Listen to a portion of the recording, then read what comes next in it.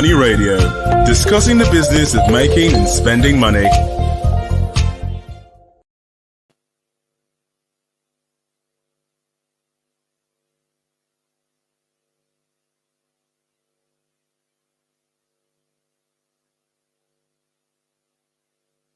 An in-house analyst is the group business.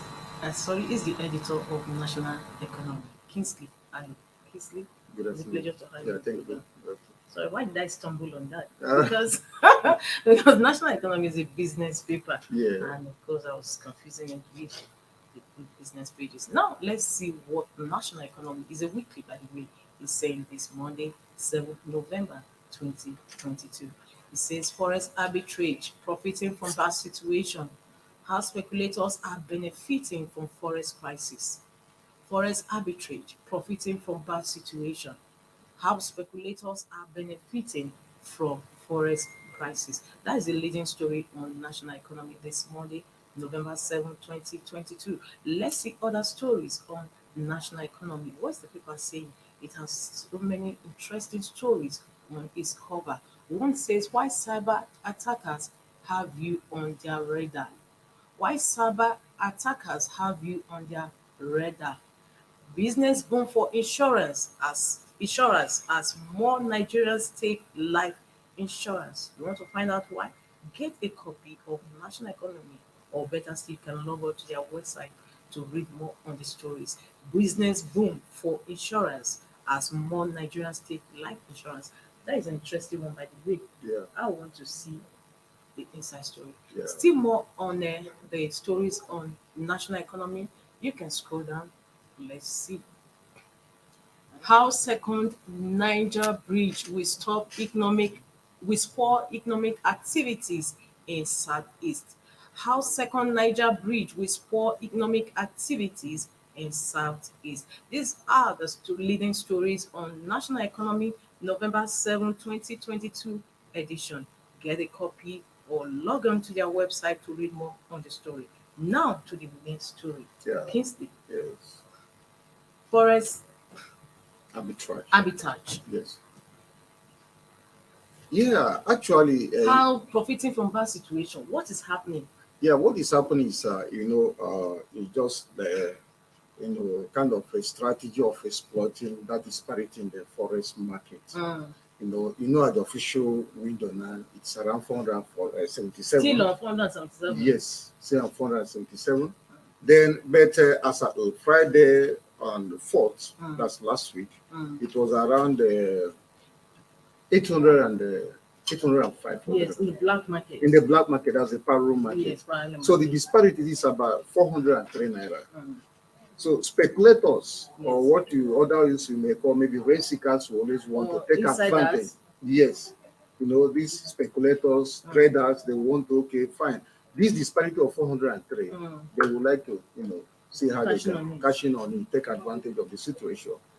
And more often than not, when you have situations like this, it's just about certain individuals, who will go to the banks, at official rate, they'll get their personal and business travel allowance, but they don't travel. They just procure the currency, the dollar, at that rate, official window, let's say for her. And then they will now go to the parallel market, which is the black market, and then sell it. And upload it. Yes, and make money. However, there are also insinuations that insiders and government personnel too, with friendship from CBN, they are also getting this forex and doing same. They're selling. Yes, it's something that Emir Sanusi has also raised alarm over recently. Yes, CBN has some top points, threatening to win the big stick, but those are for the small players. The big players have insiders in the banks. These banks know who needs forex, who has it, and who needs it. So they form that underground link, for the movement of dollars. Do you understand? They form that underground for the black market. So they are able to know you need it. This man has it. They're on the underground link. So while CBN is busy chasing the small players, Small price. the big ones are busy doing their business. So these guys formed that underground league for the movement of dollars, at the parallel market. Last week too, there was this report. I think 2 days. Last week, the media reports that EFCC raided this Bureau de Change in Abuja and arrested about how many? 37 of them. So yeah. So, what has that got to do with stabilizing the naira? Absolutely. Or reducing the equivalent, the exchange?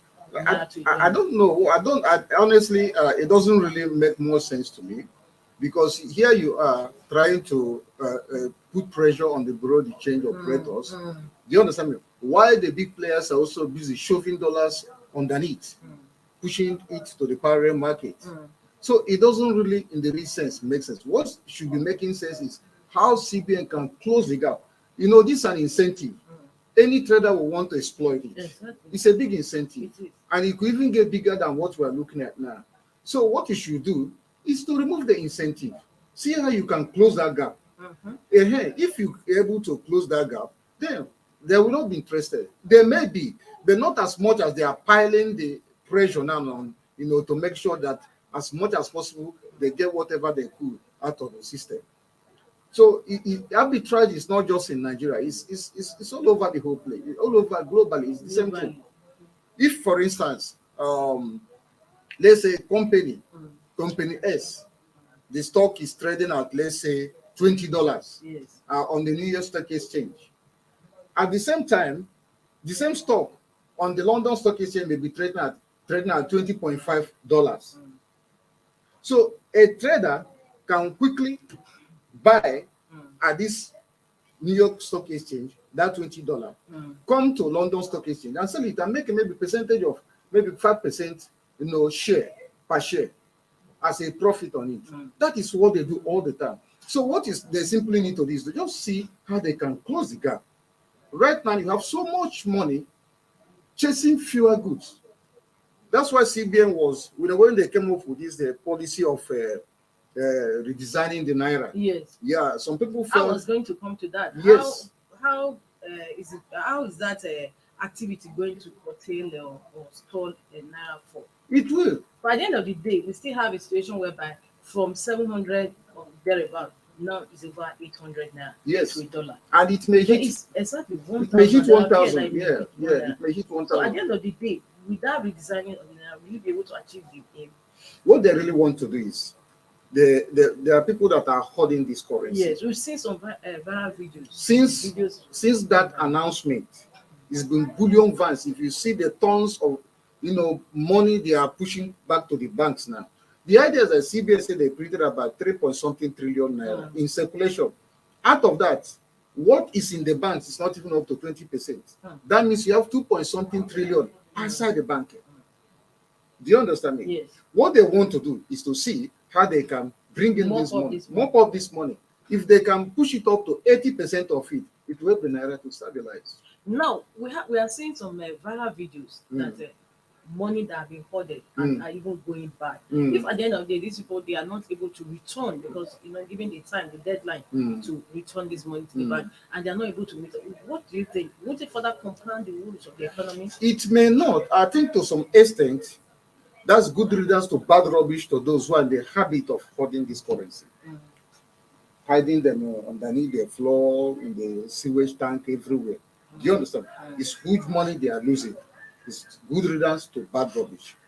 At the same time, if you, like I mentioned earlier, you will notice that for quite some time since that announcement, banks have been receiving, people have been coming to banks, trailer loads of, carrying money coming to the banks. They want to start returning this money. And that, I'm sure, was the original intention of the CBN, to see how they can bring in this money into the system. And then subsequently. But this plan of the CBN to redesign or return this money, how will it help to shore up the economy? How will it help to boost the economy? The problem now is when you have, the law of demand and supply. Okay, there's what we call now demand pull inflation, where you have more money chasing fewer goods. That's inflation. That is what is actually playing out now. The idea is that let's see if you can create a level playing Let's ground. mop up some of these Mop up some of these monies. Yes, do you understand? Once they're able to come into the system and you're able to protect the activities of these currency speculators and these rent seekers, it will and then secondly also, Nigeria also, we have to get to the point also where we start producing. China is China today. Yes, there's a leading paper this morning that captured the fact that Manufacturers Association of Nigeria, they are decrying the rising cost of production, and that there's so many tax that as we speak, they have about 17 Bs in national assembly pending, waiting for increased taxation on this product. And they said it's not good enough. That the economy is almost closing down. Yeah, this is where we need a sensitive government, a good policy that will encourage manufacturers. From all indications, at the moment, that is not really happening. Okay, they need to be able to produce something which they can export and earn foreign exchange. Okay. All right, we'll talk more on that when we come back after this break. Whereas we are going on a break, when we come back, we'll be having more discussion on the front page stories of the national economy. Don't go away, stay tuned.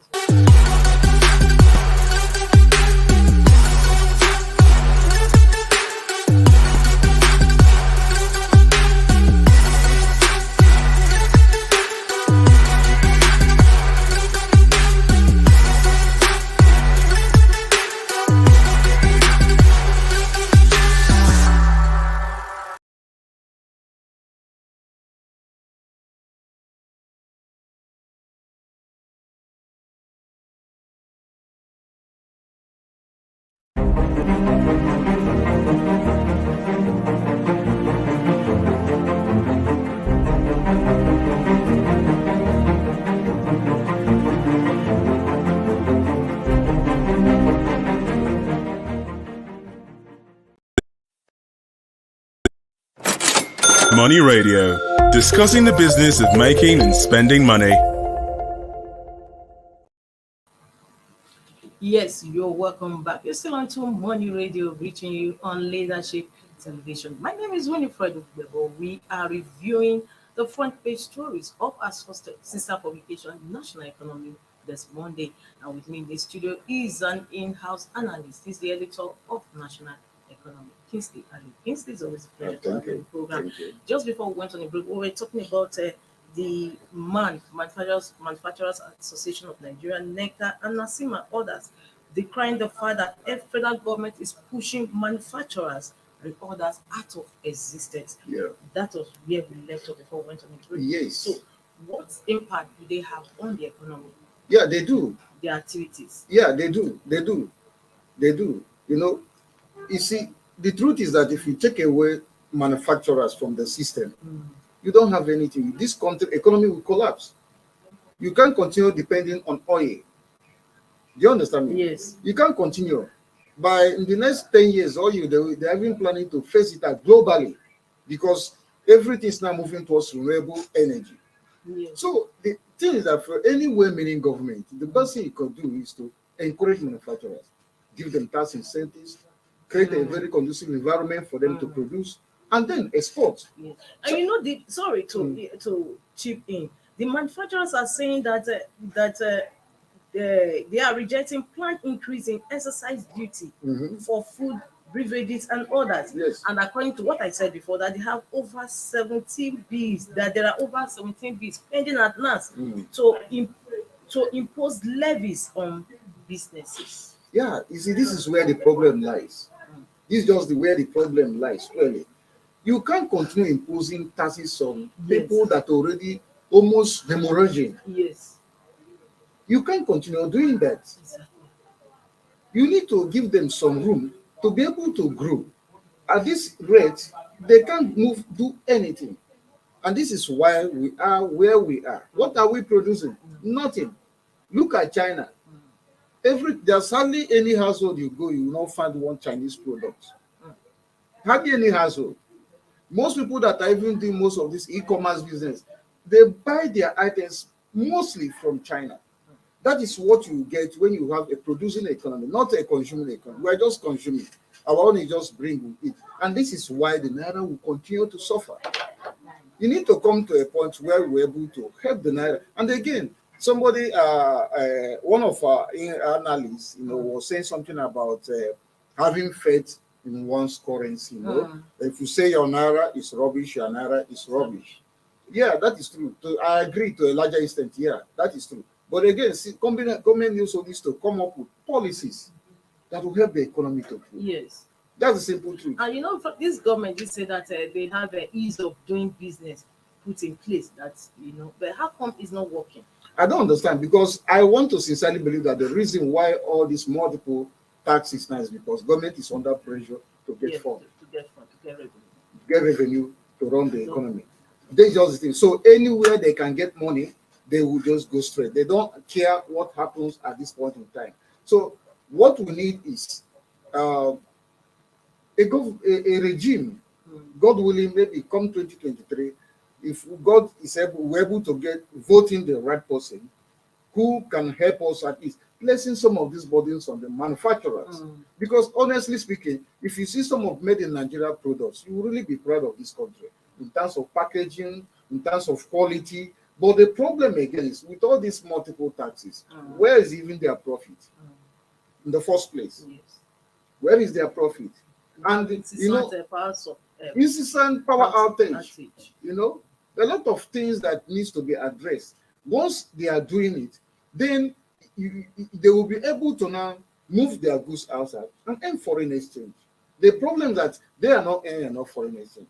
So dollar is like a beautiful bride. Everybody is just chasing after the dollar now. Thank you so much. Now, from the main cover story, we are moving over to the second lead. This is an interesting story, by the way.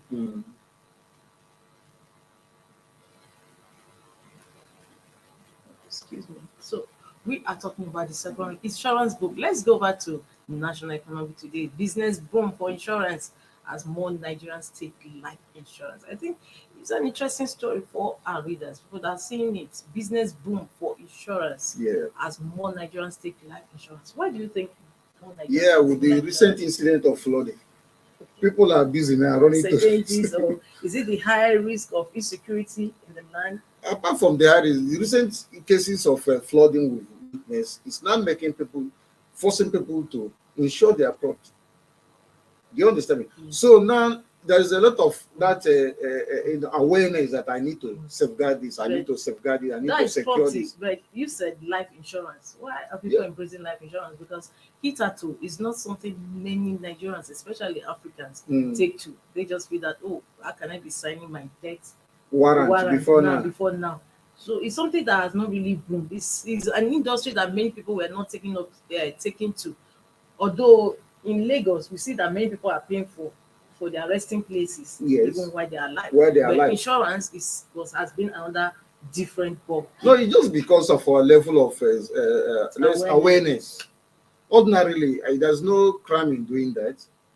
You make it while the sun shines. You safeguard a lot of things, so why you can still do that. While you are alive, it's not when on the deathbed or the sick bed, then you call a lawyer and start doing whatever.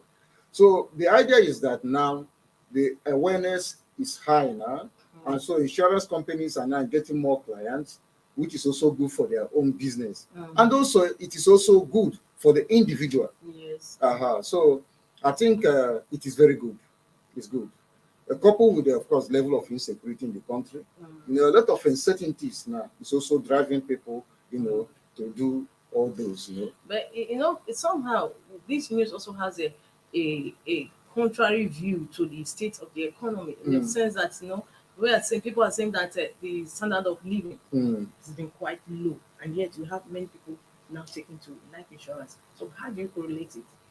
Well, at least So would you say that it's the business, this life insurance is mainly by the way to use the word? No, it's not even just mainly about the way to do. PENCOM for some time also has been doing a lot of sensitization. We are not sensitized. That's just the problem here. People are busy chasing their daily bread. You wake up in the morning, you just zoom off. You understand? You just do things, But the truth of the matter is that with the level of awareness now, Look at the insecurity all over the whole place. There are things that will create panic in people. These things are driven by panic situations.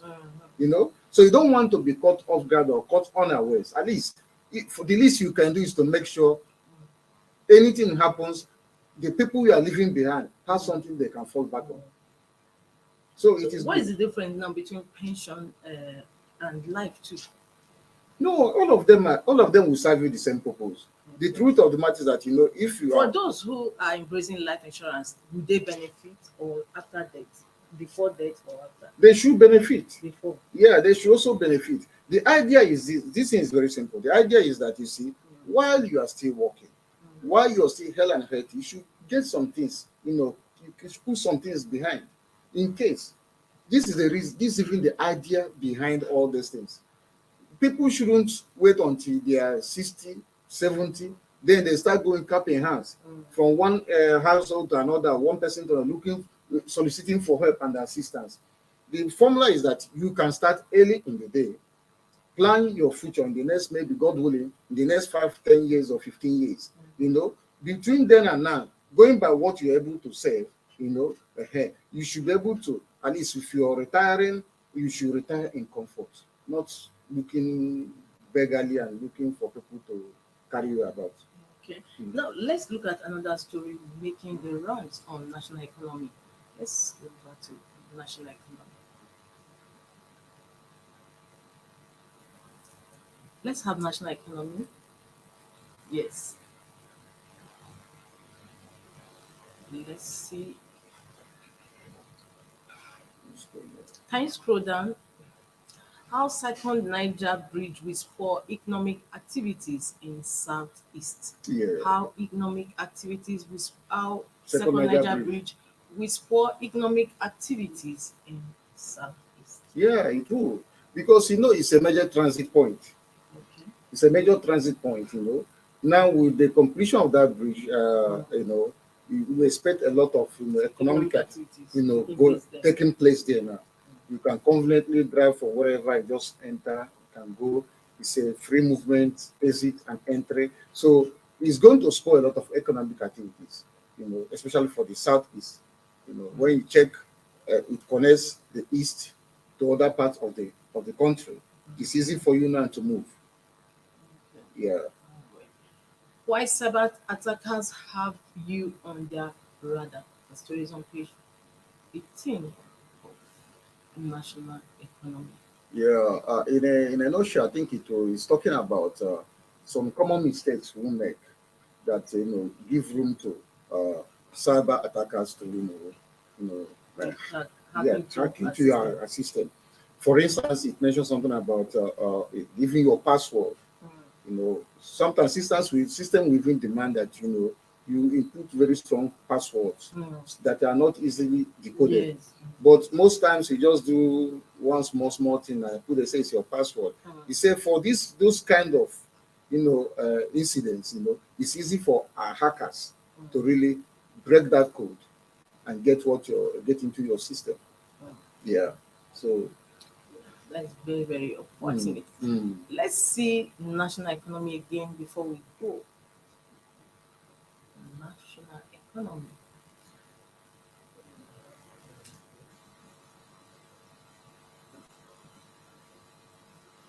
Time is against us. Well, viewers, this is what we call it today on today's review of national economy. Next week, same time, same station is another day. Kingsley? Yeah. Thank you. To see you next week. Thank you. My name is Winifred Dogo. Bye. Bye.